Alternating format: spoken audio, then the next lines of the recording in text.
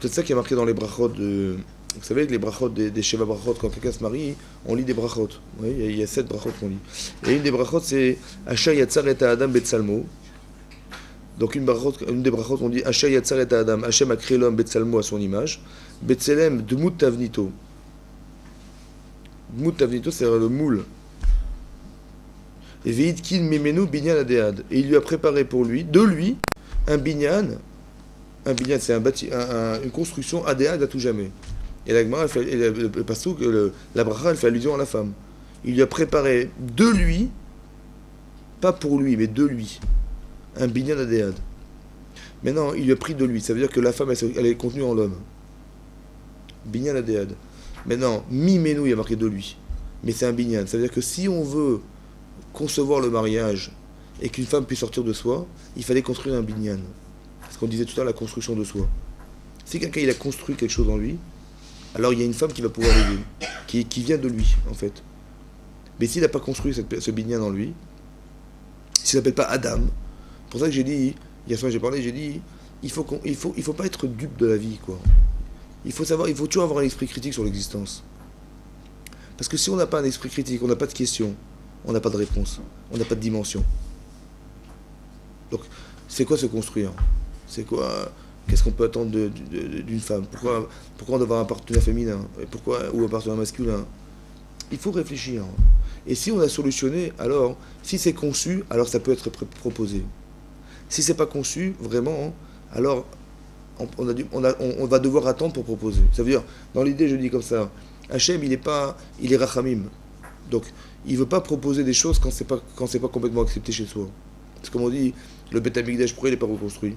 On dit, aujourd'hui, le Beth Amikdash, il n'est pas reconstruit parce que c'est comme ça qu'on l'avait détruit. Je dis, qu'est-ce que j'ai rien fait pour le détruire? Non, je ne suis pas apte à le recevoir. Donc Hachem, il ne peut pas me le donner. Après, il va me donner, puis je vais le casser. Donc Hachem, il ne propose pas des choses qui ne sont pas adaptées à soi. Donc le travail, il est d'abord intérieur. Ça veut dire, conceptualise des notions, comprends que tu as le rôle de... Et après, la réalité va se proposer. C'est ça, binyan mimenu, binyan adead. Mimenu, ça veut dire de lui. C'est-à-dire, en fait, la vie. Mais elle ne peut pas se présenter tant que la personne, elle n'est pas construite pour l'accepter. C'est pour ça que ça doit passer par de la tefila, ça doit passer par des choses comme ça, parce que c'est du spirituel. Mimenu de lui. Un binyan, c'est pas quelque chose de... Il va pas se tailler une carapace, non. Le binyan, la construction, elle est cérébrale et elle est surtout émotionnelle, elle est comprise. Maintenant, en fonction de la femme qu'on doit avoir, on a une construction personnelle à faire. C'est ça qu'on dit route, le mérite. C'est quoi le mérite? Le mérite, c'est qu'on est devenu quelque chose. Donc on a une femme qui correspond ou un homme qui correspond à soi. C'est ça qui a. Et ça que ça veut dire. C'est-à-dire qu'on est né sans la volonté de naître. Donc on n'a pas décidé de vivre. Donc on accepte d'avoir une histoire qui nous est personnelle.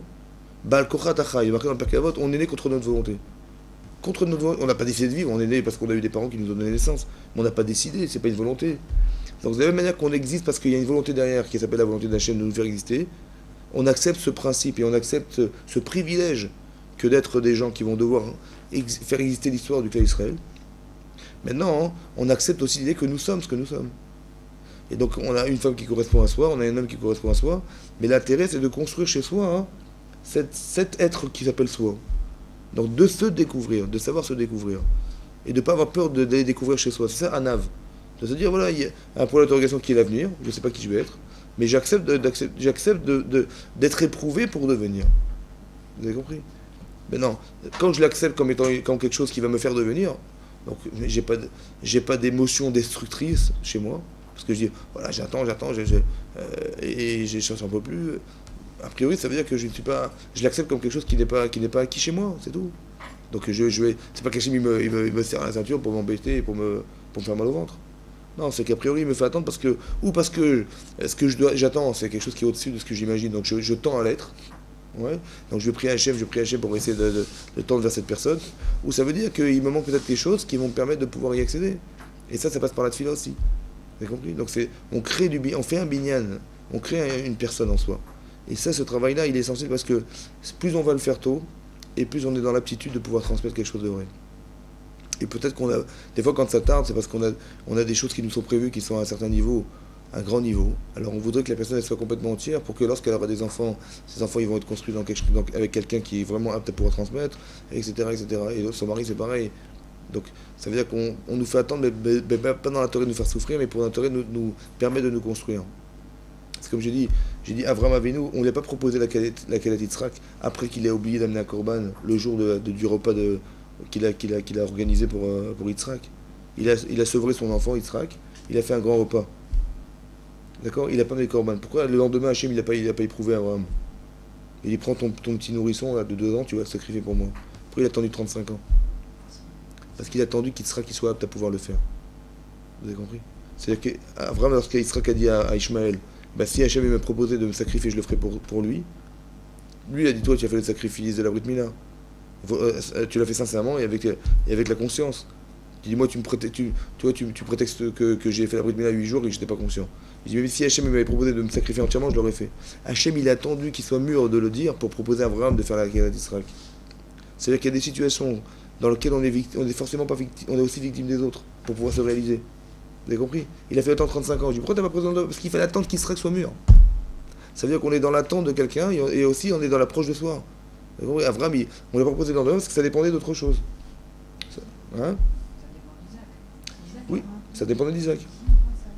D'accord? Donc ça veut dire que voilà. Donc c'était ça l'idée. Donc Adam qui a créé Mikem, donc c'est l'homme qui rapproche un Korban Hachem et c'est le Nefesh qui se remet en question. Donc il y a ce double travail en fait. Un travail de prise de conscience de ce que nous sommes. C'est ça, amener un Korban Hachem en tant que. On s'adresse au Nefesh, à la conscience de la personne, Adam. Celui qui faute, c'est le Nefesh et la conscience.